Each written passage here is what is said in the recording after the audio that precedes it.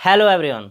आज के इस वीडियो में मैं आप लोगों को फिजिक्स में विद्युत चैप्टर से कुछ न्यूमेरिकल क्वेश्चंस बताने जा रहा हूं जो आने वाले एग्ज़ाम की दृष्टि से बहुत ही महत्वपूर्ण है। तो चलिए इस वीडियो को स्टार्ट करते हैं। तो विद्युत चैप्टर से आज का पहला न्यूमेरिकल प्रश्न को देखते हैं।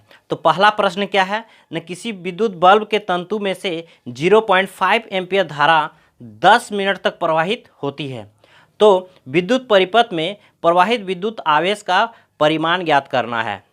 तो यहाँ पर क्या दिया हुआ है न, विद्युत धारा का मान दिया हुआ है। तो परिपथ से कितना विद्युत धारा प्रवाहित हो रहा है न, 0.5 एम्पीयर, और कितना समय तक प्रवाहित हो रहा है न, 10 मिनट तक विद्युत धारा प्रवाहित हो रही है। ठीक है, कितना मिनट तक हो रही है? 10 मिनट तक हो रही है। तो ये टाइम मिनट में दिया हुआ है, इसे हम लोग सेकेंड में कन्वर्ट करेंगे। तो 60 से मल्टीप्लाई कर दिए तो 600 सेकेंड आ गया। ठीक है, तो अब हम लोग को इसमें विद्युत आवेश का मान ज्ञात करना है। तो जैसा कि हम लोग जानते हैं कि विद्युत आवेश Q इक्वल टू क्या होता है, I इंटू टी होता है। I का वैल्यू कितना है? 0.5 एम्पियर और टाइम 600 सेकेंड। तो इस प्रकार सॉल्व करेंगे इसको। तो सॉल्व करने पर कितना आ गया? 300 कूलाम। तो यहाँ पर विद्युत आवेश का मान कितना आ गया? 300 कूलाम। आज का दूसरा प्रश्न, 12 वोल्ट विभवांतर के दो बिंदुओं के बीच 2 कूलाम आवेश ले जाने में कितना कार्य किया जाता है।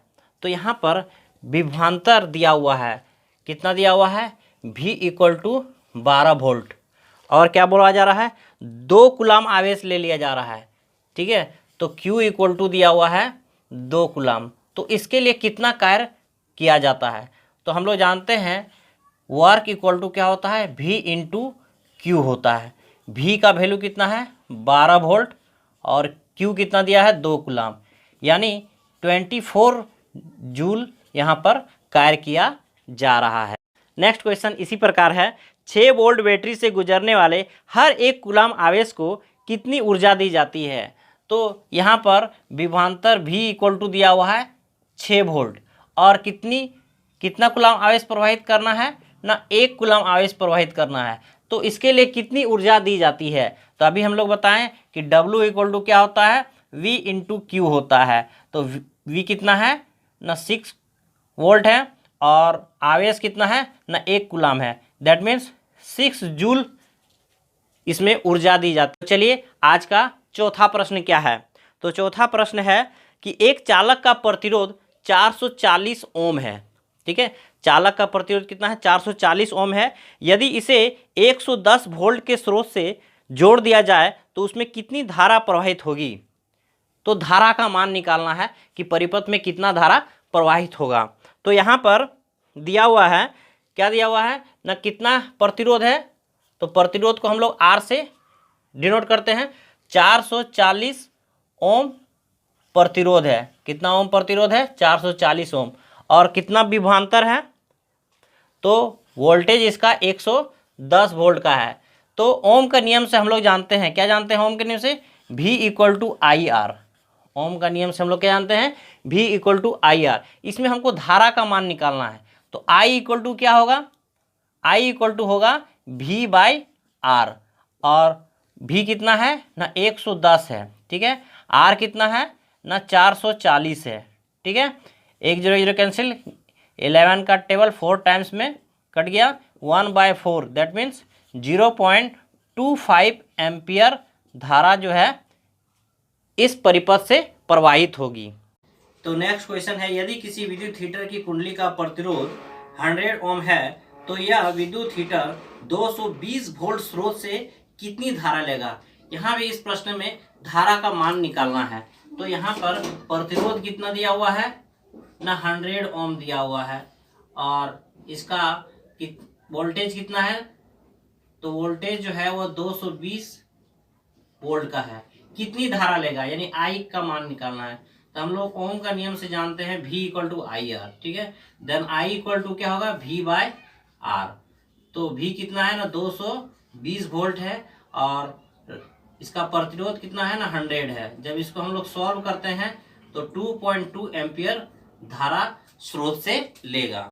3 ओम, 4 ओम तथा 6 ओम के 3 प्रतिरोधकों को श्रेणी क्रम में संयोजित किया जाता है और तथा पार्श्व क्रम में संयोजित किया जाता है, तो समतुल्य प्रतिरोध की गणना कीजिए। तो जब श्रेणी क्रम में जोड़ा जाता है और पार्श्व क्रम में जोड़ा जाता है तो उस समय समतुल्य प्रतिरोध क्या होगा उसके बारे में हम लोग देखना है। ठीक है, तो पहला जो प्रतिरोध है R1 वो कितना दिया हुआ है, 3 ओम दिया हुआ है। ठीक है, दूसरा R2 4 ओम दिया हुआ है और तीसरा R3 वो कितना दिया हुआ है ना, 6 ओम दिया हुआ है। जब इसको हम लोग श्रेणी क्रम में संयोजित करेंगे, किस क्रम में संयोजित करेंगे, प्रतिरोधकों को श्रेणी क्रम में संयोजित करेंगे, तो इसका समतुल्य प्रतिरोध क्या होगा, सीरीज कॉम्बिनेशन क्या होगा। ठीक है, तो series combination R1 plus R2 plus R3 यानी कितना होगा, 3 प्लस 4 प्लस 6 टोटल कितना आ जाएगा 13 ओम। जब हम लोग तीनों प्रतिरोधकों को सीरीज कॉम्बिनेशन में कंबाइन करते हैं तो इसका जो समतुल्य प्रतिरोध होगा वो 13 ओम आएगा। जब इसको समांतर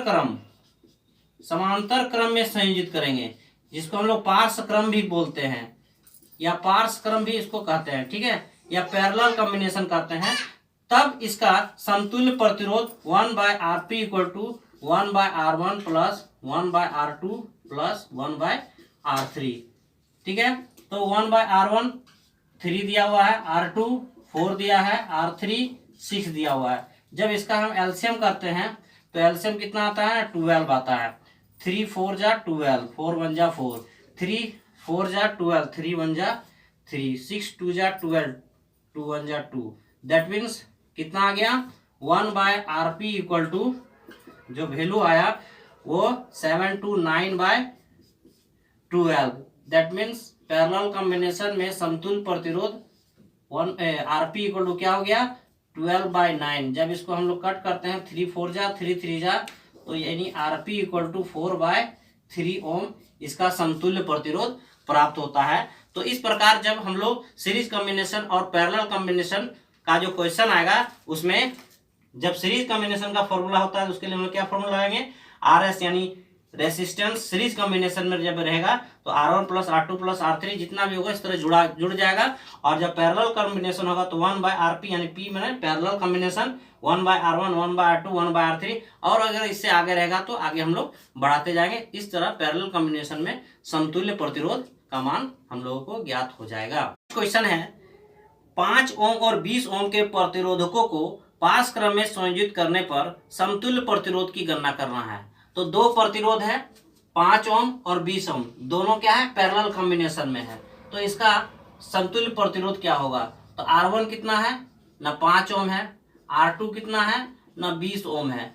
तो जब पैरेलल कॉम्बिनेशन होता है, ठीक है, जब समांतर क्रम में प्रतिरोध जुड़े रहते हैं, प्रतिरोधक जब समांतर क्रम में जुड़े रहते हैं तो पैरेलल कॉम्बिनेशन का क्या फॉर्मूला होता है, तो 1/Rp equal to 1/R1 plus 1/R2। That means 1/Rp equal to कितना आ गया, 1/5 प्लस 1/20। जब एलसीएम करेंगे तो 20 आ गया, 5 4 जा 20, 4 1 जा 4 और 20 1 जा 21 आ गया। ठीक है, तो 1/Rp इक्वल टू कितना आ गया ना 5/20 यानी Rp इक्वल टू कितना आ गया 20/5, 5 4 जा 20। तो इसका समतुल्य प्रतिरोध जो है वो 4 ओम प्राप्त होता है जब 5 ओम और 20 ओम के प्रतिरोधकों को पार्श्व क्रम यानी समांतर क्रम यानी पैरेलल कॉम्बिनेशन में जोड़ा जाता है। ठीक है, आप लोगों को समझ में आ रहा है ये प्रश्न। तो चलिए इससे और रिलेटेड क्वेश्चंस को हम लोग आगे देखते हैं।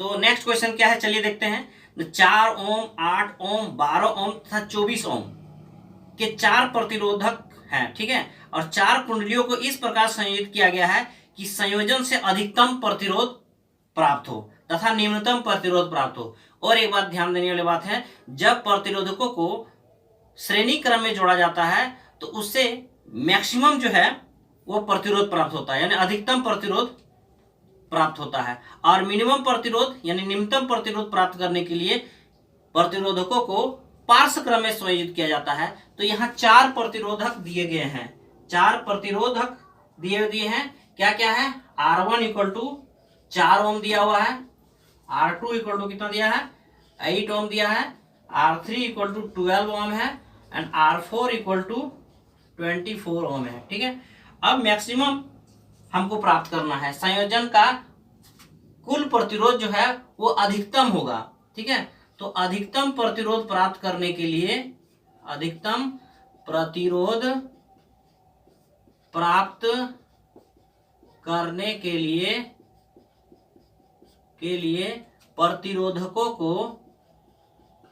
प्रतिरोधकों को श्रेणी क्रम में जोड़ा जाता है, श्रेणी क्रम में जोड़ा जाता है।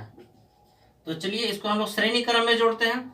तो श्रेणी क्रम में क्या होगा, RS equal to R1 plus R2 plus R3 plus R4, और सारा का हम लोग जोड़ देंगे, 4 प्लस 8 प्लस 12 प्लस 24। और जब ऐड करते हैं तो ऐड करने के बाद कितना प्राप्त होता है ना, 48 प्राप्त होता है। ये सीरीज कॉम्बिनेशन में जब जोड़ा जाता है तो अधिकतम प्रतिरोध प्राप्त करने के लिए हम लोग उसको,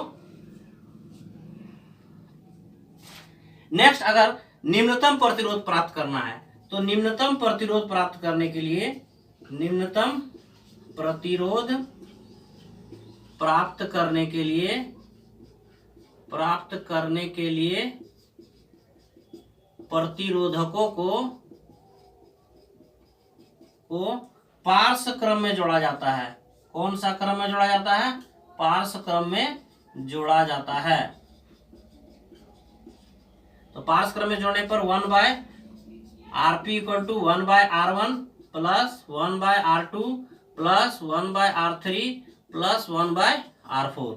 वैल्यू पुट करते हैं, 1/Rp equal to 1/4 plus 1/8 plus 1/12 plus 1/24, और इसका एलसीएम कितना आता है ना, 24 आता है। ठीक है, 4 6 जा 24, यानी 6 1 जा 6, 8 3 जा 24, 3 1 जा 3, 12 2 जा 24, तो 2 1 जा 2, और 24 1 जा 24, यानी 1 1 जा 1। इस प्रकार जब हम लोग इसको सॉल्व करते हैं तो कितना आता है, 1/Rp equal to 12/24। That means Rp equal to क्या होगा ना, 24/12, 12 2 जा 24, यानी इसका समतुल्य प्रतिरोध कितना ओम प्राप्त होगा, 2 ओम प्राप्त होगा। तो अधिकतम प्रतिरोध प्राप्त करने के लिए प्रतिरोधकों को श्रेणी क्रम में जोड़ा जाता है, और निम्नतम प्रतिरोध प्राप्त करने के लिए प्रतिरोधकों को पार्श्व क्रम में जोड़ा जाता है। जब भी आपको एग्जाम में ऐसा प्रश्न मिले कि प्रतिरोध दिए गए हैं, अधिकतम प्रतिरोध प्राप्त करना है, समतुल्य प्रतिरोध इसका अधिकतम हो, तो इसके लिए हम लोग क्या करेंगे, श्रेणी क्रम में संयोजित करेंगे। और जब प्रतिरोध है ना को समतुल्य प्रतिरोध निम्नतम प्राप्त करना है तो उसको हम लोग क्या करेंगे, पार्श्व क्रम में संयोजित करेंगे। Okay, got it. ये चैप्टर का जो न्यूमेरिकल क्वेश्चन अभी खत्म नहीं हुआ है, और भी इससे रिलेटेड न्यूमेरिकल प्रश्न आएंगे, लेकिन इसके लिए मैं नेक्स्ट वीडियो में लेके आऊंगा।